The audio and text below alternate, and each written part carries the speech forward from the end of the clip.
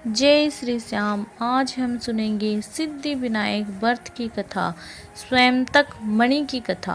एक बार नंद किशोर ने सनत कुमारों से कहा कि चौथ के चंद्रमा के दर्शन करने से श्री कृष्ण पर जो लांछन लगा था वह सिद्धि विनायक व्रत करने से ही दूर हुआ था।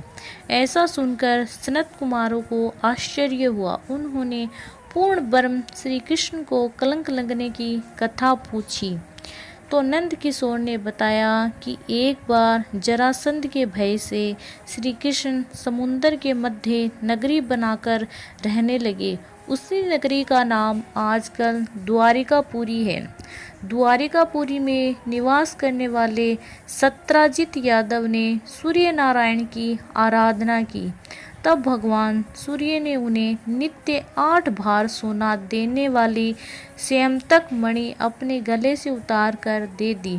मणि पाकर सत्राजित यादव जब समाज में गया तो श्री कृष्ण उस मणि को प्राप्त करने की इच्छा व्यक्त की। सत्राजित ने वह मणि श्री कृष्ण को न देकर अपने भाई परसेनजीत को दे दी। एक दिन परसेनजीत घोड़े पे चढ़कर शिकार के लिए गया। वहाँ एक शेर ने उसे मार डाला और मणि ले ली। ऋक्षों का राजा जमावत उस सिंह को मारकर मणि लेकर गुफा में चला गया। जब परसेनजीत कई दिनों तक शिकार से ना लौटा तो सत्राजित को बड़ा ही दुख हुआ। उसने सोचा कि श्री कृष्ण ने ही मणि प्राप्त करने के लिए उसका वध कर दिया। अतः बिना किसी प्रकार की जानकारी जुटाए उसने प्रचार कर दिया कि श्री कृष्ण ने परसेनजीत को मारकर स्वयंतक मणि छीन ली। इस लोक निंदा के निवारण के लिए श्री कृष्ण बहुत से लोगों के साथ परसेनजीत को ढूंढने वन में गए। वहां पर परसेनजीत को शेर द्वारा मार डालना और शेर को रीछ द्वारा मारने के चिन्ह उन्हें मिल गए। रीछ के पैरों की खोज करते करते वो जामवत की गुफा पर पहुँचे और गुफा के भीतर चले गए। वहाँ उन्होंने देखा कि जामवत की पुत्री उस मणि से खेल रही है। श्री कृष्ण को देखकर ही जामवत युद्ध के लिए तैयार हो गया। युद्ध छिड़ गया। गुफा के बाहर श्री कृष्ण के साथियों ने उनकी 7 दिन तक प्रतीक्षा की। फिर वे लोग उन्हें मर गया जानकर पश्चाताप करते हुए द्वारिकापुरी लौट आए।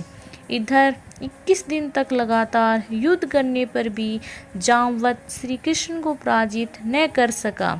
तब उसने सोचा कहीं ये वह अवतार तो नहीं है जिसके लिए मुझे रामचंद्र जी का वरदान मिला था। ये सोचकर उसने अपनी कन्या का विवाह श्री कृष्ण के साथ कर दिया और मणि उन्हें दहेज में दे दी।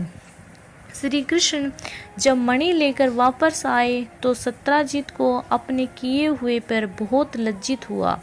इस लज्जा से मुक्त होने के लिए उसने भी अपनी पुत्री का विवाह श्री कृष्ण के साथ कर दिया। कुछ समय के बाद श्री कृष्ण किसी काम से इंद्रप्रस्थ चले गए। तब अक्रूर तथा ऋतुवर्मा की राय से सतधनवा यादव ने सत्राजित को मारकर मणि अपने कब्जे में ले ली। सत्राजित की मौत का समाचार जब श्री कृष्ण को मिला तो वे तत्काल ही द्वारिका पहुँचे। वे सतधनवा को मारकर मणि छीनने के लिए तैयार हो गए। इस कार्य में सहायता के लिए बलराम भी तैयार थे। ये जानकर सतधनवा ने मणि अक्रूर को दे दी और स्वयं भाग निकला। श्री कृष्ण ने उनका पीछा करके उसे मार तो डाला पर मणि उन्हें ना मिल पाई। बलराम जी भी वहाँ पहुँचे। श्री कृष्ण ने उन्हें बताया कि मणि इसके पास नहीं है। बलराम जी को विश्वास ना हुआ। वे अप्रसन्न होकर विदर्भ चले गए।